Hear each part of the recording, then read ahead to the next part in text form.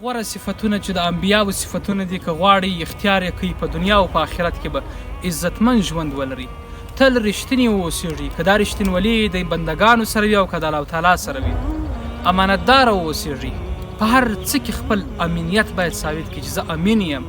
یو مسلمان خبرې درته کوي امانت یې وساته یو مسلمان یو شی درته په امانت ږدي په امانت کې ونیسه او په دغه رقم باندې د دنیا ډېر داسې د امانتونو شان دي چې هغه امانت وساتي او بل په دنیا کې که خپل کار کوي که د بل کار کوي اخلاص تل ولري په عبادت کې اخلاص تا لوړو درجو ته رسوي د مسلمانانو سره اخلاص او صداقت تا ته عزت در بخښي په وجه باید تاسې د آخرت ژوند ځان ته